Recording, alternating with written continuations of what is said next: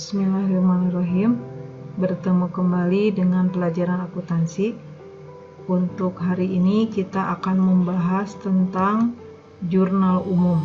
Ya, jurnal umum ini adalah salah satu tahapan yang harus dilalui di dalam siklus akuntansi. Kita mulai ya. Dilihat dari pengertian jurnal umum itu sendiri. Jurnal umum adalah jurnal yang dipergunakan untuk tempat melakukan pencatatan bagi segala jenis bukti transaksi keuangan yang muncul akibat terjadinya berbagai transaksi keuangan perusahaan dalam satu periode tertentu. Untuk membuat jurnal umum, maka diperlukan 4 hal. Yang pertama adalah kita harus mempunyai bukti transaksi. Yang kedua, dari bukti transaksi itu nanti akan digolongkan ke dalam beberapa akun ya. Nah, jadi akun-akunnya nanti akan diberikan nomor ya atau nomor kode.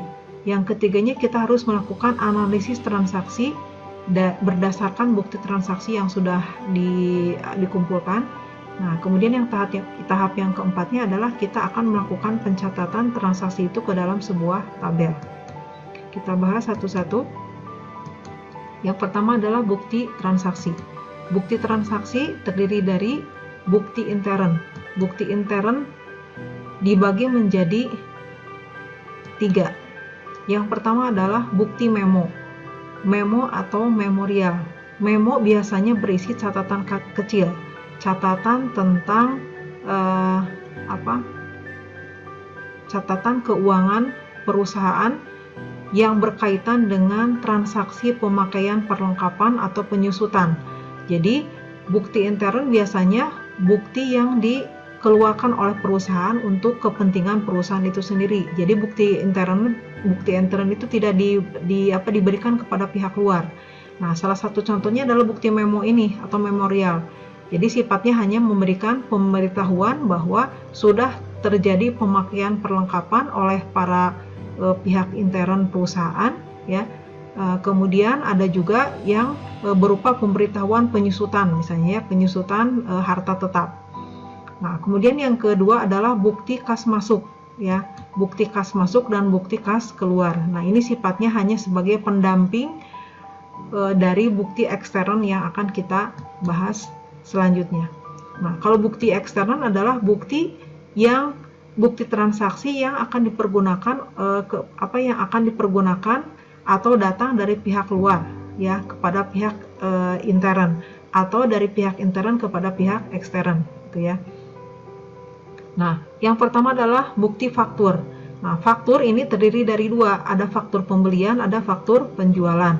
Nah, untuk faktur ini menjadi ciri bahwa sebuah transaksi dilakukan dengan cara kredit ya. Jadi sudah otomatis kalau muncul bukti transaksi faktur berarti transaksi itu dilakukan dengan cara kredit. Yang kedua adalah nota kontan. Nah, atau kita mengenal dengan istilah bond ya. Nota kontan ini adalah bukti transaksi untuk sifatnya tunai ya. Nah, kontan. Kemudian kwitansi dan cek. Nah, kwitansi sudah familiar ya. Kita sering melihat kwitansi itu bentuknya seperti apa. Nah, yang jelas kwitansi ini adalah salah satu bukti transaksi penerimaan atau pengeluaran uang. Kemudian yang keempatnya adalah nota debit ya. Nota debit ini adalah berkaitan dengan transaksi yang sifatnya retur ya, returnya retur pembelian. Kemudian yang kelimanya adalah nota kredit. Nah, nota kredit ini berkaitan dengan retur penjualan. Selanjutnya kelompok akun ya. Akun-akun dari bukti transaksi yang sudah kita kumpulkan tadi akan dikelompokkan ke dalam beberapa golongan atau beberapa kelompok. Yang pertama adalah kelompok harta. Kelompok harta akan dibagi-bagi lagi menjadi harta lancar, kemudian harta tetap, harta tidak berwujud, dan harta lain-lain. Kemudian nanti harta lancar, harta tetap, harta tidak berwujud ini akan dibagi-bagi lagi menjadi bagian akun yang lebih kecil lagi, akun yang lebih spesifik lagi. Yang kedua adalah utang. Ya, utang terdiri dari utang lancar, utang jangka panjang. ya. Yang ketiga adalah modal. Modal dibagi-bagi menjadi dua, modal sendiri dan modal penyertaan. Kemudian yang keempat adalah pendapatan. Pendapatan terdiri dari pendapatan usaha dan pendapatan di luar usaha. Dan yang kelima adalah beban atau biaya yang dibagi menjadi beban usaha dengan beban di luar usaha. Penomoran dari mulai harta sampai dengan beban ini, nomornya urutannya harus selalu seperti ini, ya. Jadi ini nomor ini sudah melekat di masing-masing kelompok akun ini. Nah, selanjutnya dari kelompok akun ini kita akan membuat kode akun. Nah, kode ini akan digunakan nanti di dalam pencatatan jurnal umum, ya. Nah, penting gitu ya. Nah, kode akun terdiri dari nomorial. Nah, kode akun nomorial itu adalah kode akun yang dilakukan dengan cara memberikan nomor-nomor akun secara berurutan.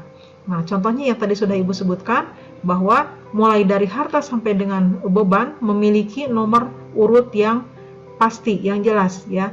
Jadi harta nomor 1, 2 adalah utang, 3 adalah modal, dan seterusnya. Yang kedua adalah desimal. Ya, desimal, kode desimal adalah kode akun di mana nanti di dalam akun-akun ini akan ada 3 nomor, ya. Jadi ratusan nomornya. Nah, 3 angka ini menunjukkan ada kelompok, ada golongan, dan ada jenis akun. Nah, misalnya ini ada angka 111, maka satunya menunjukkan kelompok harta, ya. Kemudian satu yang keduanya menunjukkan golongan akun, ya. Nah, golongannya apa? Harta lancar. Dan yang satu yang terakhirnya menunjukkan jenis akun, yaitu akun kas. Nah, kemudian yang keempatnya adalah mnemonik. Nah, mnemonik itu adalah kode akun dengan menggunakan huruf-huruf. Nah, biasanya huruf yang digunakannya adalah huruf awal, ya. Misalnya ini H adalah harta, U adalah utang, M adalah modal. Nah, kemudian kombinasi huruf dengan angka. Nah, kode akun kombinasi huruf dengan angka ini memadukan antara kode mnemonik dengan kode desimal, ya. Misalnya ini ada HL101, H-nya harta lancar, ya. Kemudian 101-nya adalah kas, ya. Jadi dipadukan. Lanjut. Nah, akun itu memiliki mekanisme debit dan kredit, ya. Jadi ada mekanismenya. Nah, ini bisa disajikan dalam tabel seperti ini, ya. Nah, ini akunnya ada 5, harta, utang, modal, pendapatan dengan beban, ya. Nah, sifat dari harta, dia akan bertambah di sebelah debit dan berkurang di sebelah kredit, dan nanti memiliki saldo normal di sebelah debit. Kemudian utang sebaliknya dengan harta, ya. Utang, modal, pendapatan. Nah, dia sebaliknya dari harta. Kalau di debit dia berkurang, kalau di kredit dia bertambah, ya. Dan saldo normalnya nanti ada di sebelah kredit. Nah, sementara untuk beban itu sama dengan harta, dia akan bertambah di debit dan berkurang di kredit, dan nanti dia memiliki saldo normal di sebelah debit, ya. Nah, dari mekanisme tadi, ya, kita bisa mengambil kesimpulan bahwa debit dan kredit, ya, adalah kata yang digunakan untuk mencatat dua sisi akun dalam setiap transaksi berdasarkan sistem pencatatan ganda, atau kita sebut dengan istilah double entry, ya. Nah, dalam double entry, setiap kata debit tidak berarti bertambah dan setiap kredit tidak berarti berkurang, karena masing-masing akun memiliki sifat yang berbeda-beda. Contohnya tadi, kalau untuk harta dia bertambahnya di debit, tapi kalau untuk utang dia bertambahnya bukan di debit tapi di kredit. Nah, sehingga ini kesimpulannya, ya. Debit tidak selamanya bertambah, kredit tidak selamanya berkurang. Lanjut, ya, ke tabel jurnal umum. Tabel jurnal umum isinya atau bentuknya seperti ini, ya. Jadi dia terdiri dari 5 kolom, ya, 5 kolom. Kolom yang pertama berisi tanggal. Untuk tanggal dibagi 2 biasanya, ya. Di sini urutannya mulai dari tahun, kemudian bulan, kemudian tanggal, ya. Nah, sehingga nanti tanggal diisi untuk bulan dengan tahun cukup diisi 1 kali, dan ke bawahnya nanti kita hanya mengisi tanggalnya saja. Kemudian untuk kolom keterangan, ya, kolom keterangan nanti ini digunakan untuk mengisi akun ya. Di sini akun yang di debit dan akun yang di kredit. Kemudian yang ketiganya adalah kolom ref. Kolom ref ini adalah nanti diisi dengan nomor kode akun ya. Tadi baik dengan desimal, mnemonik, nomor urut ataupun dengan yang kombinasi. Nah, kemudian di sini ada debit dan kreditnya ya.